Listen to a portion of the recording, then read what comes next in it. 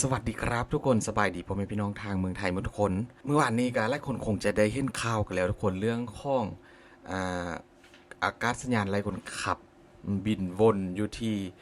น่านฟ้าของไทยนะบริเวณชายแดนไทยกับข้างบ้านทุกคนแต่ว่าสิ่งที่ตามมาก็คือความรวดเร็วของพี่ทหารไทยที่ได้ขับ F16 บินขึ้นดวนแบบทันทีกันเลยนะเพื่อสกัดเครื่องบินดังกล่าวหรือว่าอากาศยานไร้คนขับนะทุกคนมื้อนี้กับพ่อพิมพ์ก็มีข้อเท็จจริงเรื่องนึงที่ว่าอยากจะมาบอกทุกคนโมโหว่าหลายคนได้ไปเบิ่งข่าวมาแล้วหรือบ่ทุกคนเพราะว่าเรื่องที่ว่าเกิดขึ้นเมื่อวานนี้ก็เฮ็ดให้หลายคนตกใจแล้วก็ตื่นตระหนกกันนะทุกคนบางคนก็เข้าใจผิดว่าสิ่งที่เห็นที่ว่าตัวเองถ่ายคลิปใดแล้วก็มาเผยแพร่ลงโซเชียลมีเดียนั้นเฮ็ดให้หลายคนเข้าใจตามๆกันนะทุกคน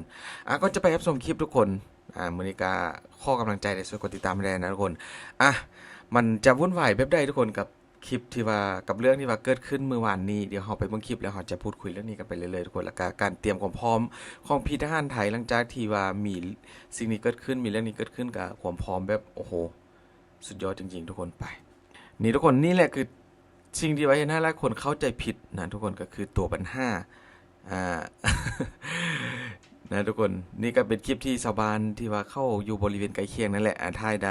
มีการบินวนอยู่ที่น่านฟ้าของเมืองไทยนะทุกคนนี่หลายคนก็ตกใจกันตื่นตระหนกกัน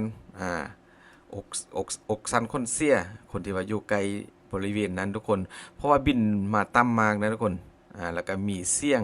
ของเครื่องบินอากาศยานหลายคนขับนี่ก็แบบดังกระหึ่มกันเลยบินวนไปวนมาทุกคนเป็นชั่วโมงกันเลยแหละที่ว่าหลายคนได้ถ่ายคลิปติดมาได้มื้อนี้บ่พิมพ์ก็พยายามเก็บคลิปมาให้เบิ่งหลายๆมุมทุกคนนี่เห็นบ่จะบินขึ้นบินลงแบบนี้ตลอดนะทุกคน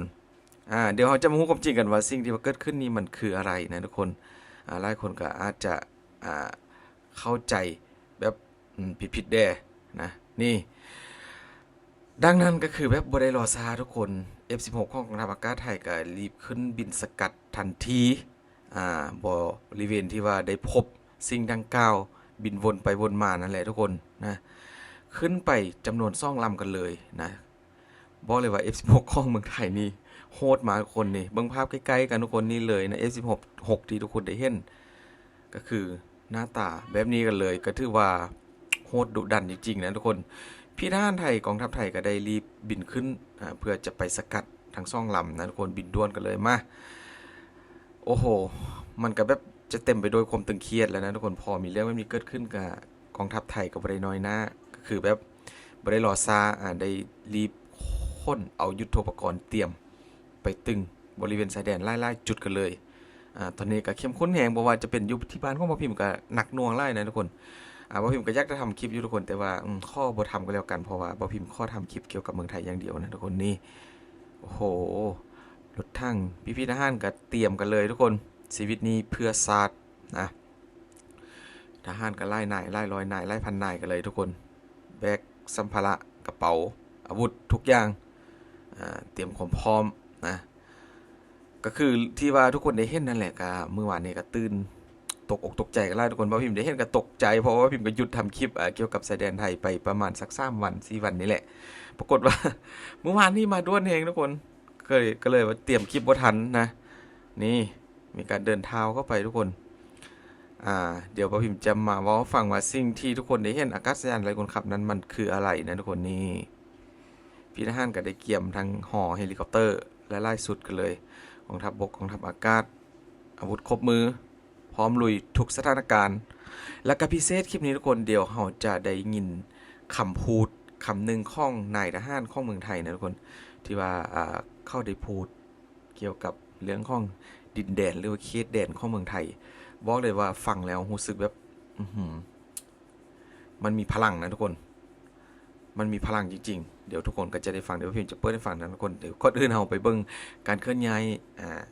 กองกำลังของเมืองไทยกันก่อนว่าตอนนี้ได้มีเกียมความพร้อมยังไงกันบ้างหลังจากที่ว่ามีสิ่งที่ว่าเกิดขึ้นเมื่อวานนี้เห็นได้หลายคนตกใจแล้วทุกคนแบ็คฮอคเฮลิคอปเตอร์ก็ไปกันแล้วไล่ลำกันเลยนะอันนี้ก็น่าจะเป็นบินขึ้นจากสนามฝึกซ้อมเลยทุกคนถือว่าเข้ากับได้ถ่ายออกมาให้พวกเขาได้เบิ่งไปนำกันนะกับการเคลื่อนย้ายแต่ละอย่างโน่นทุกคนอยู่ไกลๆนั่นก็แม่นนะ บินไปก่อนแล้วบ่ฮู้ว่าทุกคนคิดคือกับเบ้าพิมพ์หรือบ่กับสิ่งที่ว่าเกิดขึ้นเมื่อวานนี้ทุกคนเบ้าพิมพ์ก็ตกใจแฮงคิดว่าเป็นเรื่องจริงเด้ทุกคนนะคิดว่าเป็นเรื่องจริงนี่เคลื่อนไปแล้วทุกคนทางบกทางน้ำทางอากาศก็ถือว่าย้ายเคลื่อนที่ไปเรื่อยๆการฝึกซ้อมก็ยังซ้อมอยู่นะทุกคนจุดที่ว่ามีความเสี่ยงที่ว่าจะเกิดกันสะกิดหรือว่าปะทะกันก็มีการคนกำลังไปแล้วนี่เดี๋ยวเอามาฟังเลยทุกคนพี่ทหารท่านนี้เพิ่นพูดว่าอะไรกันบ้างนะการสู้รบจะแพ้หรือชนะพวกผมไม่สามารถรู้อนาคตได้แต่สิ่งเดียวที่พวกผมรู้คือทุกตารางนิ้วของผืนแผ่นดินไทยผืนนี้ไม่ว่าจะประเทศไหนหรือชนชาติใดคิดจะมาแย่งยึดไปมันไม่ใช่เรื่องง่ายสำหรับพวกคุณเลยแน่นอนนี่แหละทุกคนแบบคณะบ่าวพิมพ์เป็นคนลาวได้ฟังแล้วก็ยังรู้สึกแบบโอ้โหแบบตื่นตันใจแห่งนะทุกคนพี่ทหารก็พร้อมเสียสละทุกอย่างเพื่อจะปกป้องพื้นแผ่นดินไทยทุกตารางวาทุกตารางเมตรบ่ให้ศาสตร์ได้มาย่ำยีนะทุกคนมาญาติแย่งนี่บริเวณชายแดนของไทยกับพม่าทุกคนก็ถือว่าเขาบอกว่ามีเขาเอิ้นว่าขายของพม่าเต็มบริเวณนั้นเลยนะคลิปเมื่อกี้ทุกคนนี่หลังจากนั้นก็ยังมีการบินวนกันอยู่ทุกคนเพื่อจะสกัดเครื่องบินนะทุกคนแต่ผลสรุปออกมาแล้วทุกคนความจริงมันเป็นแบบใดก็คือว่าที่พี่ทหารเมืองไทยเขาได้เอาเครื่องบินลบ F16 ขึ้นสกัดก็คือเป็นการสกัดเครื่องบิน K8 ของพม่านะคนที่ว่ามีการบินวนบริเวณชายแดนนี้ทุกคนคลิปนี้แหละที่ว่าเป็นปัญหาตกใจกันเมื่อวานนี้ก็คือเขาบอกว่านี่คือเครื่องบินที่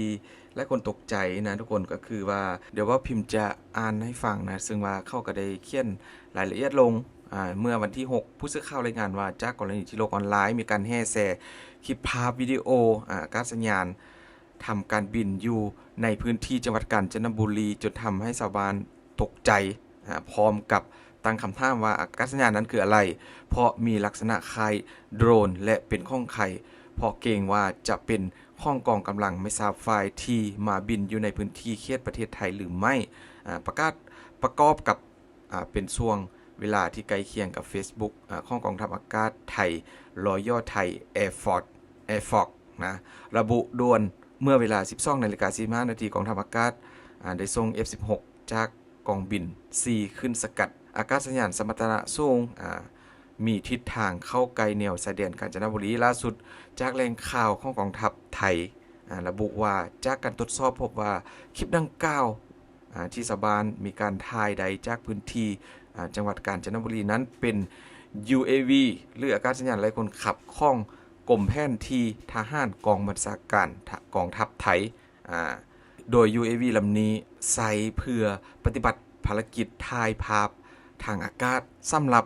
จัดทำแผนที่ตรวจสอบภูมิประเทศแบบ 2D และก็ 3D นะคน 2D กับ 3D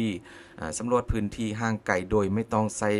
รันเวย์นะทุกคนนี่แหละคือสิ่งที่แบบหลายคนเข้าใจผิดคิดว่าF16 ของเมืองไทยขึ้นสกัดอากาศยานไร้คนขับลำนี้ที่จริงแล้วบ่แม่นนะทุกคนก็คือเป็นของเมืองไทยนั่นเองแต่ว่า F16 ที่ขึ้นไปสกัดก็คือจะเป็นลำนี้เลยทุกคนนี่ประมาณนี้เลยนะเป็น F8 ของข้างบ้านที่ว่าบินไกลบริเวณชายแดนนั่นเองนี่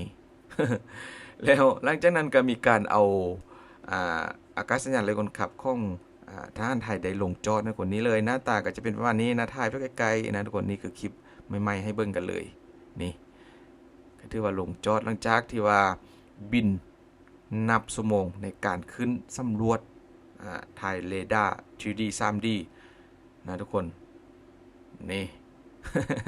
นี่แหละก็อาจจะเป็นคลิปหนึ่งที่ว่าเห็นหลายคนตื่นตระหนกเมื่อวานนี้นะหลายคนก็ไปโฟกัสว่าอากาศยานไร้คนขับคิดว่าเป็นข้องไฟแบบของกันข้ามแต่ว่าที่จริงแล้วบ่แม่นนะทุกคนก็คือเป็นข้องเมืองไทยนั่นเองแต่ว่าที่F16 ไทยได้บินขึ้นสกัดซ่องลำนั้นก็คือเป็นอีกตึมเรื่องนึงคนละเรื่องกันนะทุกคนเพราะว่าคนที่ว่าถ่ายคลิปลงก็อาจจะตกใจก็คิดว่าอาจจะเป็นข้องข้างบ้านวันนี้พ่อพิมพ์ก็เข้าใจได้นะทุกคนแต่ยังไงก็หลายคนคงจะได้ทราบข่าวกันแล้วว่าความเป็นมาแล้วเรื่องจริงมันเป็นแบบใดนะคนก็คือตามว่าพิมพ์เว้าแหละนะก็มีการออกมาแถลงข่าวลงที่เพจ Facebook ของ กองทัพไทยนะทุกคนขอบคุณหลายๆทุกคนมื้อนี้ก็เป็นคลิปแบบสาระกันแดขอโทษหลายๆที่บ่พิมพ์มาบ่ค่อยอ่านภาษาไทยบ่ค่อยเก่งนั่นแหละทุกคนก็อาจจะกระตุกกระตักนี่แหละก็เลยว่าบ่ค่อยมีสาระมาอ่านให้ทุกคนเท่าไหร่เพราะว่าอ่านผิดหลายนะทุกคนขอบคุณหลายๆคนเจอกันคลิปหน้าเด้อทุกคน